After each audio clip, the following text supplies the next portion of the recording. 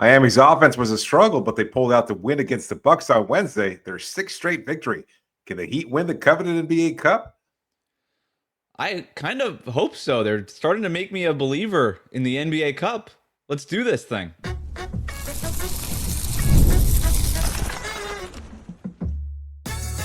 You are Locked On Heat, your daily Miami Heat podcast, part of the Locked On Podcast Network. Your team every day. All right, welcome to Locked On Heat, your daily podcast on the Miami Heat, part of the Locked On Podcast Network, now the #1 sports podcast network. Whether you're tuning in on YouTube or on your favorite podcast app, thanks for making Locked On Heat your first listen every day. Join the Cookie Gang and become an everydayer. That means subscribing, tuning in every day, Monday through Friday, and signing up to the Locked On Heat text line with the link in the show notes. Today's episode is brought to you by FanDuel. Right now, new customers can bet just $5, and if your bet wins, you'll get $300 in bonus bets to use across the app. Head to FanDuel.com to get started. I'm Wes Goldberg, host of Locked On NBA Daily and Real GM Radio. I'm here with David Ramil. Both of us are credentialed Heat media members who cover this team every day. We're recording this after the Heat's win over the Milwaukee Bucks. We'll hand out credit cookies and get to your listener questions here in a second. David, not a pretty one, like so many of these Heat wins have been lately, but it's hard to win in this league when you miss 26 three-pointers, regardless of who's on the court. And that's exactly what happened tonight. The Bucks were without Giannis, sure. The Heat did have their entire healthy rotation for the first time this season. Plenty to nitpick in this one, but they end up getting their sixth straight win. Before we get to the nitpicks, I guess we should start with the rotation. That, to me, is the headline here, David. Yeah. Erik Spoelstra deciding to go ahead and start Davion Mitchell, Tyler Herro, Norm Powell, Andrew Wiggins, and Bam Adebayo. So Kel'el Ware, as well as he's been playing, he gets moved to the bench. This probably a direct sort of answer to the Bucks not having Giannis available. I would have to imagine that had Giannis been playing in this one, he was questionable all day and then ruled out an hour before the game. Maybe Ware ends up in that starting lineup so they can build that wall that Erik Spoelstra likes to throw in front of Giannis. But to me, regardless of what the starting lineup is right now, it's very clear that they're still trying to figure out this rotation. Simone Fontecchio getting minutes in the first half, not so good. He doesn't see minutes in the second half. They're trying different groupings, different pairings, different rotations. They're trying different strategies depending on who's on the floor. Are they going zone sometimes with the second unit, not so much with the first unit, switching everything with some units, not so much with other units. It was a very sort of experimental game and an ugly game, but it was a win nonetheless, David. Yeah, it's hard to feel too bad about it because they did manage to pull out the victory. I think the starting lineup made a lot of sense to your point about Antetokounmpo being out. Andrew Wiggins can handle the Kyle Kuzma matchup. And so you go with Bam Adebayo at the center spot, and it just makes much more sense in that regard. He has to guard Miles Turner, and Turner actually wound up having a monster game with 24 points.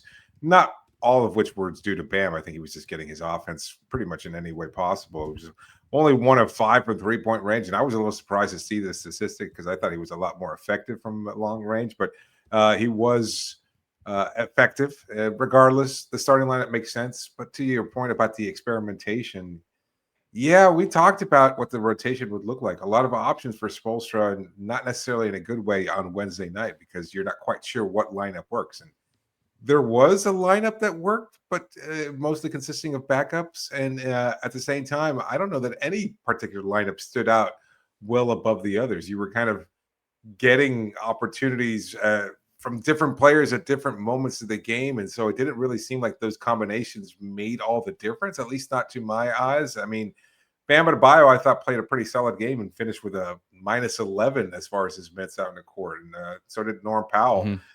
So the backups, I guess, were a little bit more effective. But did you see a lineup combination that you thought really stood out above all else? I think Kel'el in his minutes was mostly positive, and then Drew brought a lot of great energy as a backup, point guard, making impact plays, doing what he does. And other than that, though, I don't know. I thought the Kel'el Bam minutes when they were together were really good, especially in the second half.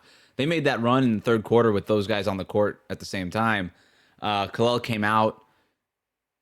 Milwaukee kind of scrapes back into the game. Kel'el comes back in, and they immediately go on a run again. And so, yeah, I thought Ware's minutes were awesome. He was a plus 16 in a game that the Heat won by 3.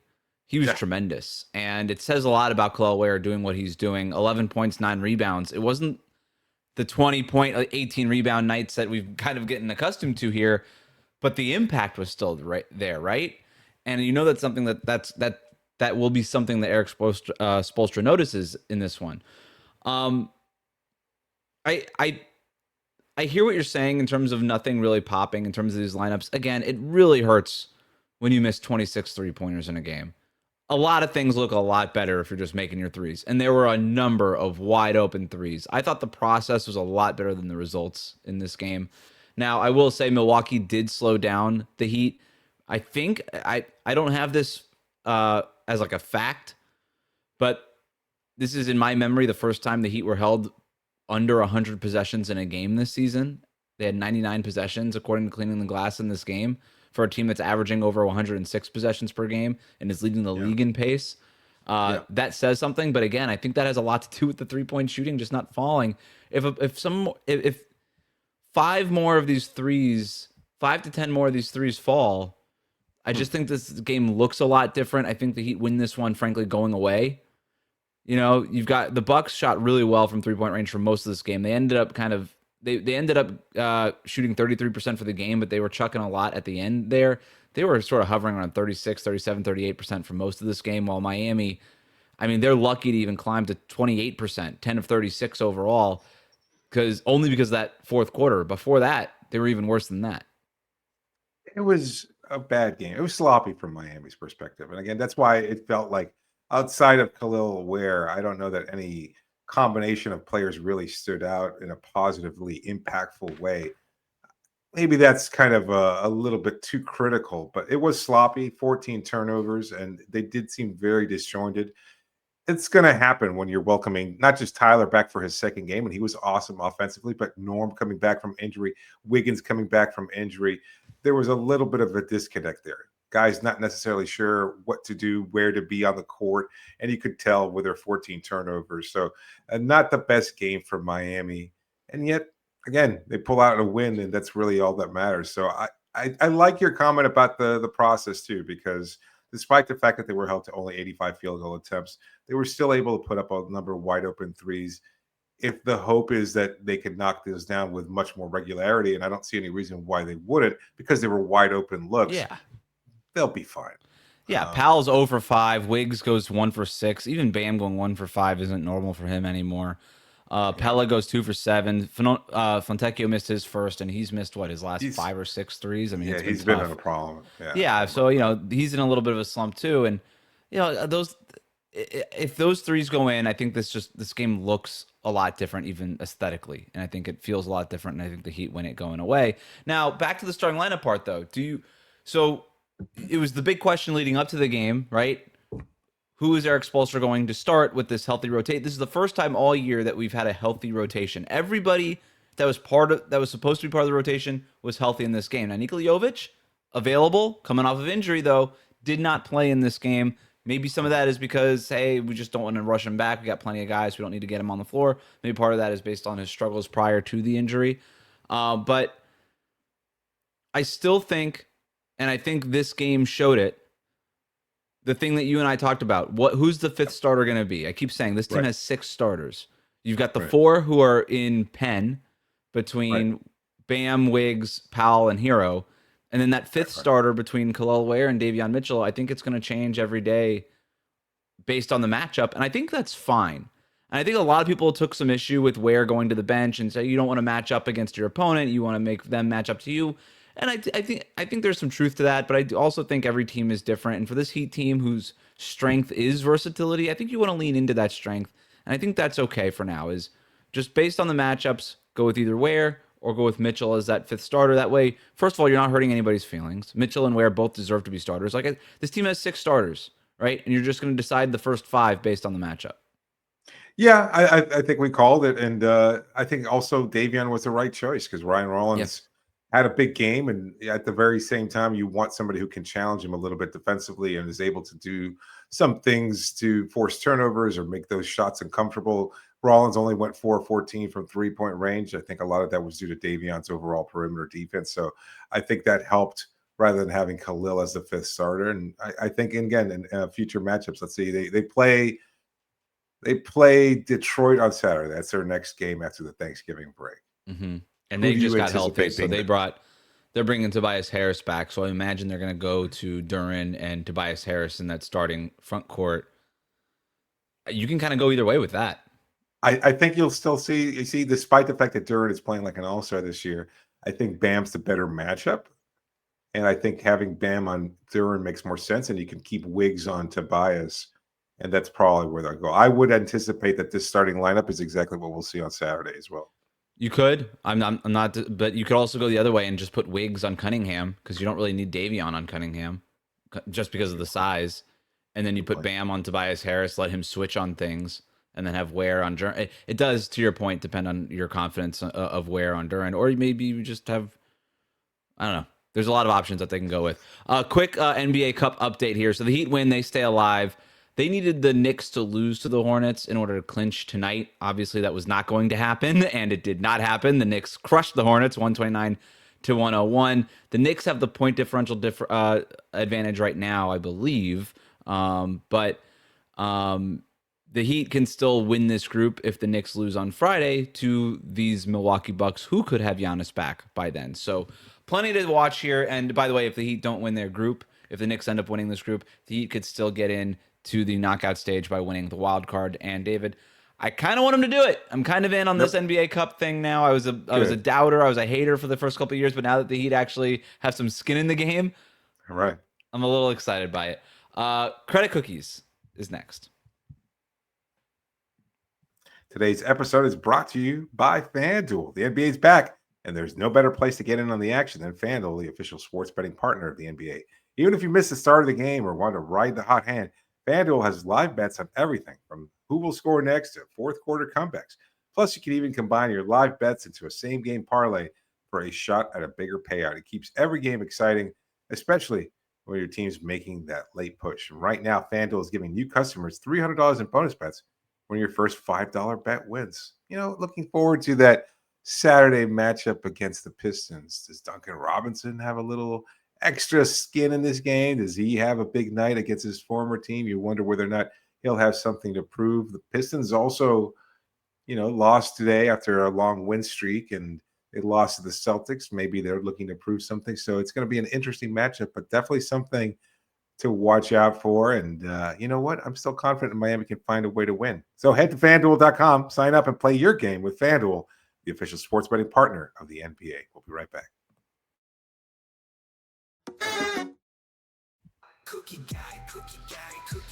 Well, David, it's another Miami Heat win, which means it's time for the tastiest segment of Locked On Heat. It's time for Credit Cookies. Quick shout out. Erik Spoelstra, congratulations. 800 career wins. A lot of cookies. That's a lot of cookies. 800, if 10 cookies for all 800 wins, that would be 8 million cookies? Yes, why not? 8 million cookies. All right, start handing them out, David. Well, we talked about Tyler Herro, and I think he was phenomenal today.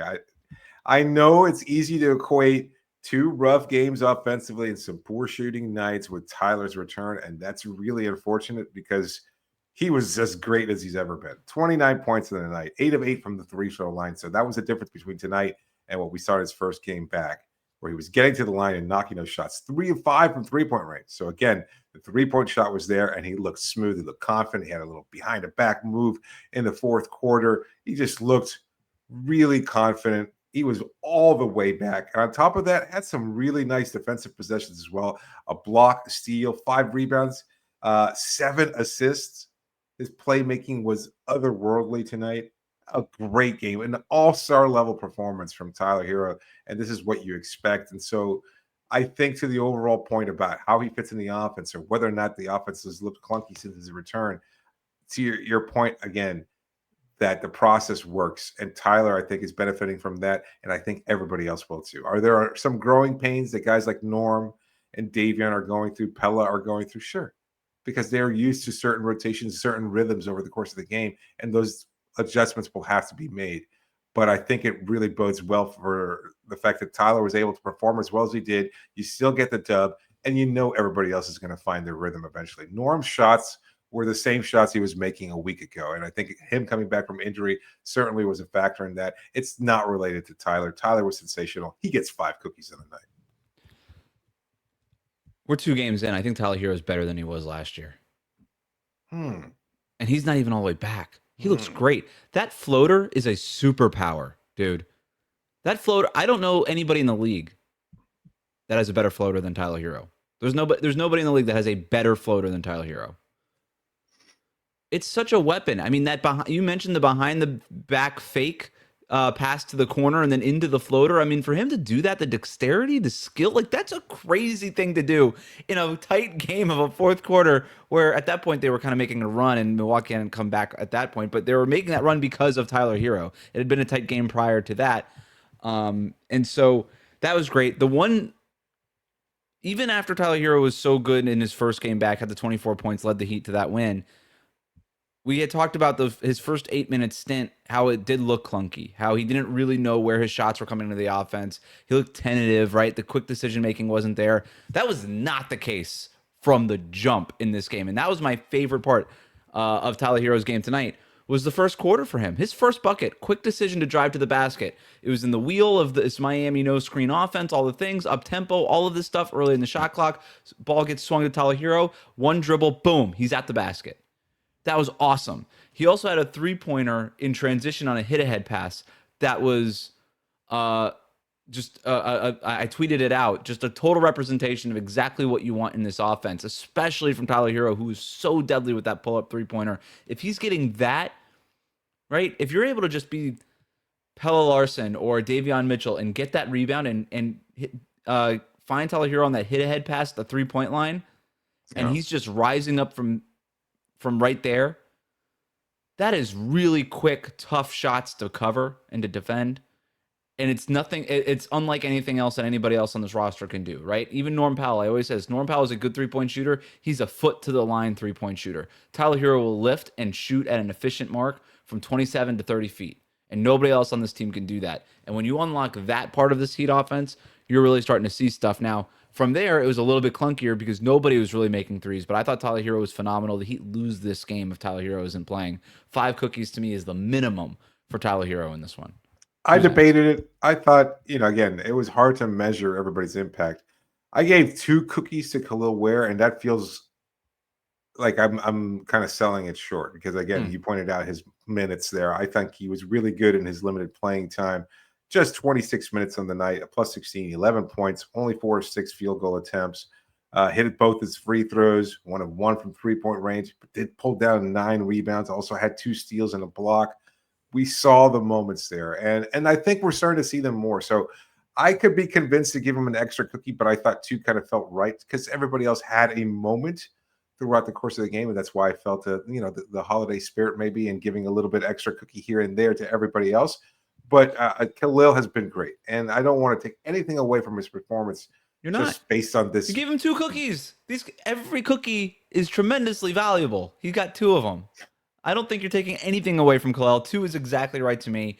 Maybe it's a little bit more if he doesn't fade kind of at the end of this game. I thought he got a little bit tired or something like that in the fourth quarter. He wasn't as effective, but his second quarter was a total explosion.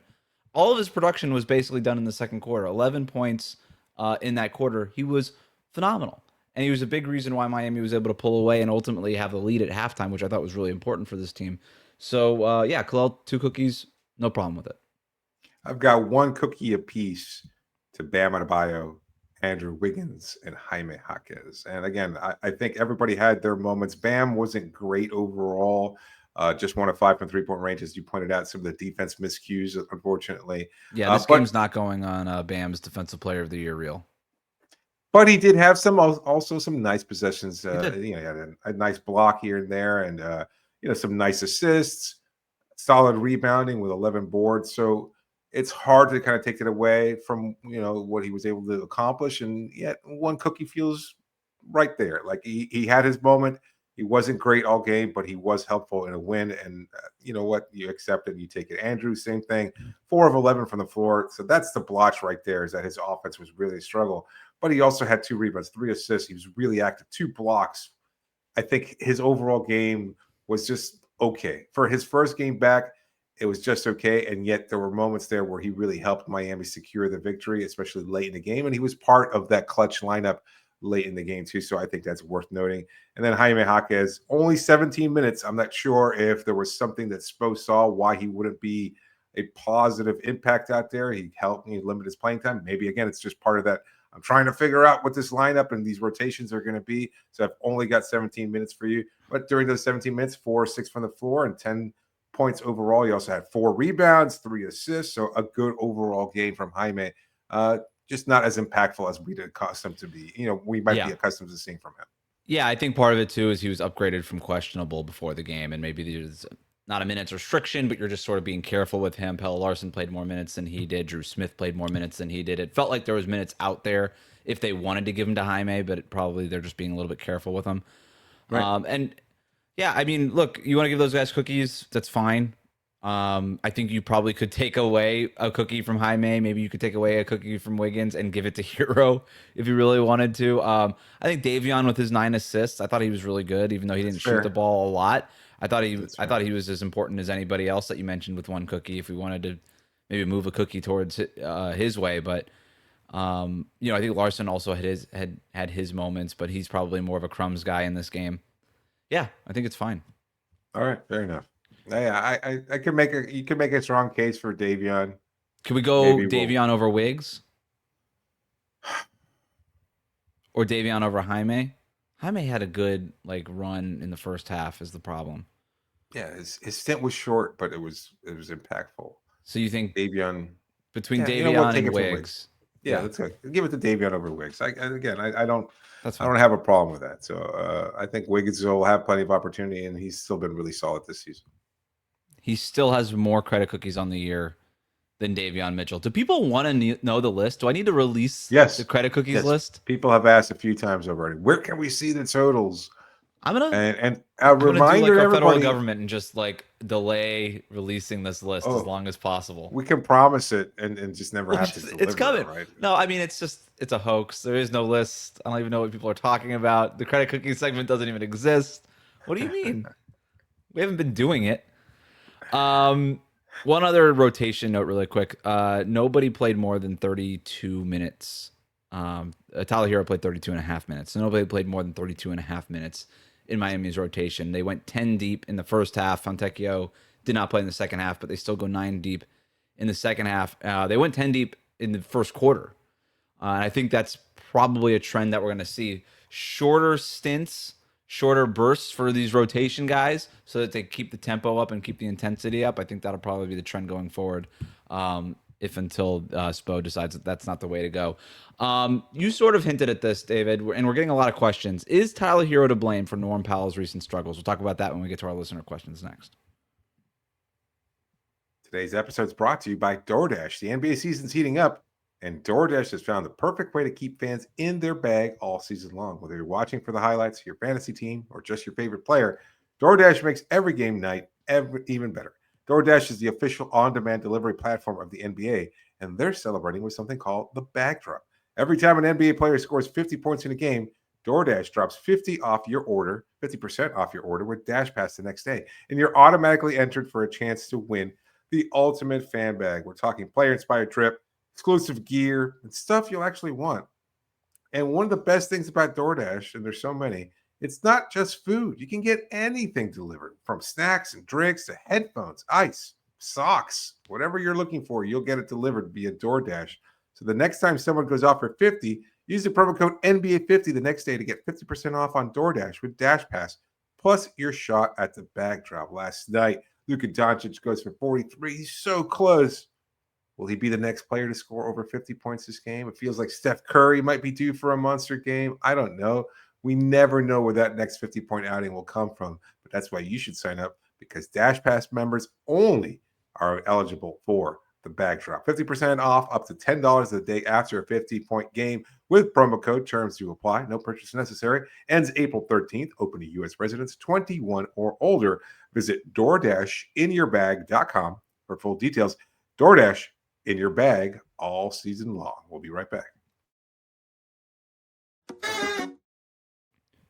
Let's get to the text line. You can get text from us and submit questions for the post-game shows. The link in the show notes or text 786-998-7029. This question comes from Jonah, who writes in, a disengaged Kel'el Ware this game still looks like he figured out rebounding more. Did the demotion hurt his confidence? I don't know that I agree with the premise of this question. I don't know that Ware was disengaged. I had mentioned, I thought he got tired at the end. I think he faded a little bit in the fourth quarter, and that's why he probably wasn't on the floor to end this game. But I thought he was overall very impactful. I think the rebounding is real with this guy. 100%. He's getting a lot of national attention now, too. I mean, Zach Lowe did a whole thing on his podcast about how this leap is real, and I'm just glad people are starting to notice. Yeah, I mean, we brought up that very same question last week. It feels like he has made the leap to the player that we've seen him become. It's unfortunate that you can only have so many starters out there, and I think we made the point that the starting lineup made sense for Milwaukee, and yet that doesn't take anything away from Kel'el being able to make an impact and make the most of his opportunity, and that's what you want. Because I don't think there was any disengagement, as you said. I think he maybe like you said, he lost some wind there, but I didn't see him fade like it from an emotional standpoint. Like he didn't seem like he was just like, oh well, I'm not starting, so I'm not making an impact. I'm not chasing after rebounds. No, I think he was really making that same kind of push, giving that same kind of effort that we've seen over the last few weeks. And that's what you want. This is growth. And we've seen this growth take place in real time here over the last 3 weeks. And he's a much better player now than he was at the start of the season. And the fact that he's just coming off the bench gives him another opportunity to prove that. And I think he understood the assignment tonight, and I think he'll continue to do so throughout the rest of the season. And I wouldn't be surprised if he'll get more opportunities as a starter down the road. Another question comes in. What's with Norm Powell? Is it the injury, or is it having Tyler that's messing with his head? What do you think's going on with Norm? I thought there were moments in this game where it looked like the groin injury was bothering him, especially when he was near the basket. Not as much lift as we were used to him seeing. He did have one nice kind of reverse layup, but other than that, I thought he missed a couple of shots that we're used to seeing him hit in the restricted area and in the paint. I don't think it has anything to do with Tyler Herro. David, you mentioned it closer to the top of the show. He went 4 for 11, 0 of 5 from three-point range in this game. He had 11 shots. Tyler took 15 shots, and Powell didn't even play 30 minutes in his first game back from injury. I don't think he got fewer looks. I don't think... Maybe there was a little bit something about out of rhythm with this new rotation. I think that's totally fine, out of rhythm in his first game back since the groin injury. But I don't think this has anything to do with Tyler Herro. This is a lot more to do, in my opinion, with the injury. The shots will go in. I think the psychological component is something that's both overstated and not getting enough attention at the same time, because I think it is a real thing. There is a psychology for players that they have to feel comfortable. They want to do, or maybe they've got other things outside of the court or outside of the game of basketball that might be weighing on them. So there's always that to consider. But I don't think Norm is there going, oh, Tyler's coming for my job. Like, he's not worried about that. He's going to get his touches. If there's anything going on, maybe it's a little bit, let's make sure this guy gets comfortable. I'm going to be a little bit more differential. I've been getting mine for 17 games this season. Let me make sure Tyler's getting his when he comes back. I could see that happen. And we just saw that happen with the Lakers, right? It took them a little while to figure out how to bring LeBron James, of all people, back in with Luka Doncic and Austin Reeves as well as they were playing. This stuff does take a little bit of time for people to get used to each other and figure out where your touches are going to be to make sure it's not so your turn, my turn. But it's a good problem to have. Right. Yeah. And he's played alongside Damian Lillard, James Harden, Kawhi Leonard. Yep. I think he can make the adjustment to Tyler Herro. Like, I think he's aware of enough to say, you know what, I'll get my chances. I've got to make good on those. He's not worried about Tyler in any way. And I think he is a little injured. And I think he is a little off, but I wouldn't be surprised if both of them have a combined 30, not combined. Like, I think they'll both have a 30-point game at some point, like during the same game. Like, it just feels like this offense is waiting to break out once both of them are on the same page. I wouldn't be surprised. It's a great point. I love this next question, and I'm sure you're going to know why when I read it to you. A. Lamas writes in, does Miami care about this NBA Cup? Felt like it was treated as a joke during the Jimmy Butler tenure. Did you submit a question under a pseudonym? I am A. Lamas. No, A. Lamas is a very loyal listener who is a loyal subscriber to the text line. I think they do. I think this team cares about the NBA Cup. I don't think they care about it in some sort of like it matters more than other things way, but I do think that they care about this because it's part of a regular season that they now care about. And by the way, against the Bulls in their last NBA Cup game, they ran up the score. Right. There you go. That's all the proof you need that they care about the NBA Cup because point differential matters. Aware. Yeah, they're aware. Yeah, they're aware of it and they're playing towards it, and I think they do care about it. And I think there is something about this NBA Cup that just gets some teams riled up, especially younger teams or more unproven teams. Like a team like the Denver Nuggets probably doesn't care about this. No. I don't even know if the Thunder very much care. The Thunder could win this cup by accident, but I don't think they care about it. That's a good point. But for Miami, I think this Heat team, it sounds crazy, but this is an unproven Heat team because it's a kind of a revamped roster, a new system, all this stuff. They're trying to create some proof of concept here. And I think winning the NBA Cup would give them a little bit of proof of concept. And they've never done it before. They've never advanced out of the group stage. And I just think that there's like a uniqueness to that, a novelty to it, where they might just chase it a little bit. I mean, Jimmy Butler spent the amount of money that they would win for the cup on coffee every week. So I don't think he was too concerned about it. Like there's no financial motivation for him. He didn't want to prove anything during the regular season more often than not. And he definitely didn't want to have to play an extra game. Right.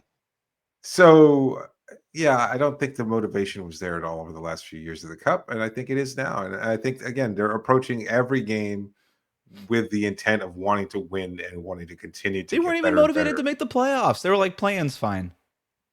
Yeah, well, we'll be all right.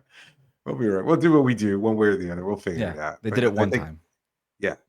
13-6 though. Can we just stop? I mean, we're the night before Thanksgiving as we're recording this. 13-6. This team is so much better than people expected to be. And I, for one, am thankful for that because I think they're grateful. They have a good attitude. They're approaching every game. They're fun. And I love the overall positivity and approach to every game of wanting to get better and wanting to find ways to win as opposed to just throwing in the towel. I texted you at halftime. I wasn't sure that this version of the team, as disjointed as they looked through spots throughout the game, was going to find a way to pull out the victory. It felt like Milwaukee had more to prove, kind of like, you know what, we can win this without Giannis. We don't need no stinking Giannis kind of thing. But no, it turns out that they kind of could have used a Giannis out there.